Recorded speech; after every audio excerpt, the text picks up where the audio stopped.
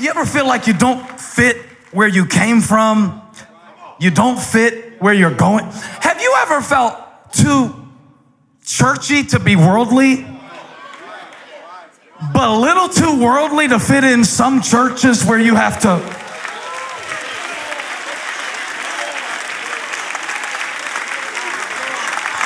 And so David, I hit something right there. And David, he escapes, but watch this. This is the phrase that got my attention. Everybody say escape, escape. Because everybody has a way that they escape. That's what Guns N' Roses was for me. That's what Elijah's headphones are for him. It's a way for me to escape. Just for a little while, I can get out of my situation and get into something else. But the way that you escape, here's the principle, could lead to greater captivity. So it is so important where you go when you run. Because sometimes what you run to will end up running you. The Bible says that David escaped from the land of Gath, and he was safe from the spear of Saul. And he escaped to, give me my verse, the cave, which is a safe place, but he escaped to something that he was trapped in. Now, we understand what David had to complain about in Psalm 142. Because he's supposed to be a king, and he's stuck in a cave. And he's safe, but he's stuck. And he knows there is more to me than this. And he is shocked. Now watch this. David is not surprised by the enemies that surround him. He's surprised by the friends that didn't. David was not expecting that it would be easy to be a king. He was not expecting to ascend to the throne without any battles. He wasn't expecting cotton candy, lollipop, Santa Claus, Yahweh. He wasn't expecting to be able to take the moving sidewalk to the throne to rule the people. But he was expecting that the people God called him to serve would have his back. And he looks around in Psalm 142 from the cave of Adullam and says, I'm not surprised by who's surrounding me to kill me. I'm surprised that nobody is surrounding me that cares about me. Have you ever looked around and been surprised? Where are the people I helped? Where are the people I prayed for? Where are the people? This is what it's like to be a parent.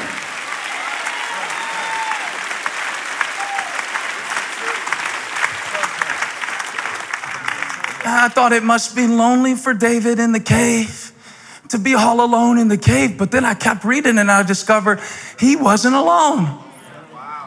Can I show you? Well, have a seat, I'll show you. I love this stuff, man. Touch somebody, say, get into it, get into it, get into it. Don't just settle for a little cassette single. You know, cassette single? Yeah. Don't just settle for a little, this is the day the Lord has made. Because you like the beat. The backstory is this. David is in the deepest place of despair, not because he's surrounded by trouble, but because he can't find his support. And he's in a stronghold looking for a support system, looking for somebody to be there for him. You mean I killed this giant that was defying the whole nation? You mean I helped you move? Just trying to make it practical or something we can live with, because most of us aren't hiding from wicked kings. But it doesn't mean that we can't relate.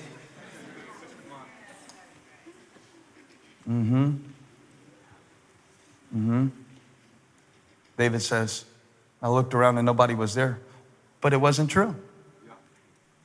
Just read the whole rest of the verse, verse 1, same verse. He's in the cave of Adullam. That's where he was. He says, I looked to my right and nobody was there. That's what he wrote, Psalm 142.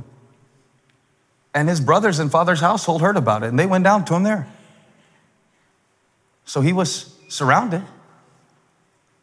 But there is a difference between being surrounded and feeling supported. And God sends David some people in a cave. And maybe he wrote that before they came, and maybe he wrote it as they came. Here's one thing I know. Everybody in that cave needed something from David. Here's how I know. The Bible describes David's team in verse 2. It says, not only did his brothers and father come, who, by the way, didn't believe in him. His dad didn't even bring him in on draft day when Samuel came through town with a horn of oil looking for the next king. Now you want some help in the cave because Saul's gone crazy and you think maybe I can defend you because I'm good with a sword and a slingshot? You ever feel like people only call on you in certain times, like you don't hear from them for 2 years? And when they call you, you kind of want to say, why don't you just cut the crap and tell me what you want? Because I know you didn't call me to check on me. I know there's no way in the world you just called me to see how I was doing. Now let's just skip through the preliminaries. How you doing, bro? How I'm doing is just tell me what you need and I'll tell you whether I'm going to do it or not. But let's just cut through all this so I can save the time that you would spend pretending like you care about me. Maybe it's just me. I would bless the Lord at all times. And David is surrounded, but he does not feel supported. He's got a full email inbox. Does anybody still email anymore, by the way? Okay. And it's not that he's not getting any text. It's just that they're all transactional. It's not that he doesn't know anybody. It's just that nobody really knows him. Nobody cares. He didn't say nobody came. He said nobody cares. I got a crowd around me, and I smile so good they have no idea that I feel like it's all fake. See how quiet it's getting? That's when I'm preaching my best. When they're standing up and shouting and all that, I ain't saying nothing real important. When it gets like that, you hear it? You hear that funeral vibe? You feel that? That's what I like.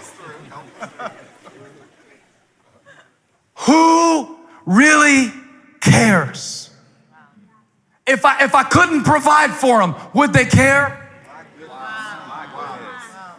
I think I wonder sometimes if I couldn't pick up the mic, if I couldn't do what I did, who would I be? And who would really love me if I didn't have a big church? I'm just trying to tell you, I'm not David, but I can relate. And I have a feeling every husband can relate, every wife can relate, every friend can relate. I know every parent can relate to look around and wonder, does anybody really care about me as a person? When are they gonna ask me, how are you? And everybody around me needs something from me. Look who God sent to David in the cave. Thanks a lot, God. Look at verse 2. All those who were in distress or in debt or discontented gathered around him. Really? This my team?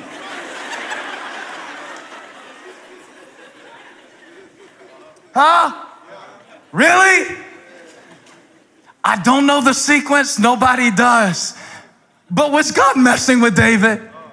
Nobody surrounds me. And God said, all right, I'm going to put 400. The Bible says there were 400 of them. I'm going to send 400 the roughest thugs you've ever seen you're going to have some company in the cave now, David. Hey, make some room. Get the cot ready. I heard you, David. Here comes some backup. But God, I don't want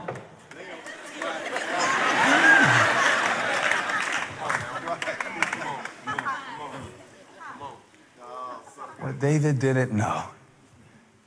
Can I preach? Yes. Can I preach? Yes. These men would be the same men who would bring him to the throne. These men that God sent to David in the cave would be the same men who would chase down lions in pits on snowy days and rip their mouths open. And if they wouldn't have been rough, they couldn't have been relentless. And if David hadn't been in the cave, they wouldn't have come to him. It was a setup. That's what I'm trying to say. It was a setup. There are some things that can only come together in the cave. When you get alone and you feel alone and you say, God, I need you. And God says, now that you know that I'm what you need, I can give you what you don't even know to pray for. If you get desperate and open your mouth and get real. Come on, is anybody ready to get real with God? I'm done pretending. I'm done playing.